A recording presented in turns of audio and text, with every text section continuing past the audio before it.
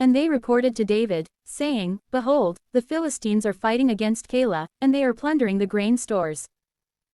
Therefore, David consulted the Lord, saying, Shall I go and strike down these Philistines? And the Lord said to David, Go, and you shall strike down the Philistines, and you shall save Keilah. And the men who were with David said to him, Behold, we continue in fear here in Judea, how much more so, if we go into Keilah against the troops of the Philistines? Therefore, David consulted the Lord again. And responding, he said to him, Rise up, and go into Keilah. For I will deliver the Philistines into your hand. Therefore, David and his men went into Keilah. And they fought against the Philistines, and they took away their cattle, and they struck them with a great slaughter. And David saved the inhabitants of Keilah. And in that time, when Abiathar, the son of Ahimelech, was in exile with David, he had descended to Keilah, having an ephod with him. Then it was reported to Saul that David had gone to Keilah. And Saul said, The Lord has delivered him into my hands. For he is enclosed, having entered into a city which has gates and bars.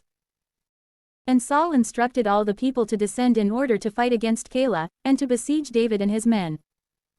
And when David had realized that Saul had secretly prepared evil against him, he said to Abiathar, the priest, Bring the ephod. And David said, O Lord God of Israel, your servant has heard a report that Saul is planning to go to Keilah, so that he may overturn the city because of me. Will the men of Keilah deliver me into his hands? And will Saul descend, just as your servant has heard? O Lord God of Israel, reveal to your servant. And the Lord said, He will descend. And David said, Will the men of Keilah deliver me, and the men who are with me, into the hands of Saul? And the Lord said, They will deliver you. Therefore, David, and his men of about 600, rose up, and, departing from Keilah, they wandered here and there, aimlessly. And it was reported to Saul that David had fled from Keilah, and was saved. For this reason, he chose not to go out.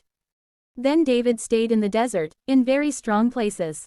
And he stayed on a mount in the wilderness of Ziph, on a shady mount. Nevertheless, Saul was seeking him every day. But the Lord did not deliver him into his hands. And David saw that Saul had gone out, so that he might seek his life. Now David was in the desert of Ziph, in the woods. And Jonathan, the son of Saul, rose up and went to David in the woods, and he strengthened his hands in God. And he said to him, Do not be afraid, for the hand of my father, Saul, will not find you. And you shall reign over Israel. And I will be second to you. And even my father knows this.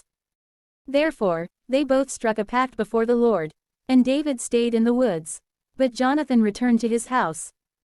Then the Ziphites ascended to Saul at Gibeah, saying, Behold, is not David hidden with us in very secure places in the woods on the hill of Hachilah, which is to the right of the desert?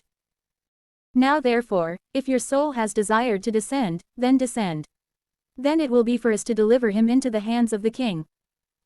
And Saul said, You have been blessed by the Lord. For you have grieved for my situation. Therefore, I beg you, go forth, and prepare diligently, and act carefully. And consider the place where his foot may be, and who may have seen him there. For he thinks, concerning me, that I craftily plan treachery against him. Consider and seek out all his hiding places, in which he may be concealed. And return to me with certainty about the matter, so that I may go with you. But if he would even press himself into the earth, I will search him out, amid all the thousands of Judah. And rising up, they went to Ziph before Saul. But David and his men were in the desert of Maon, in the plain to the right of Jeshimon. Then Saul and his allies went to seek him. And this was reported to David. And immediately, he descended to the rock, and he moved about in the desert of Maon. And when Saul had heard of it, he pursued David in the desert of Maon. And Saul went to one side of the mountain. But David and his men were on the other side of the mountain. Then David was despairing that he would be able to escape from the face of Saul.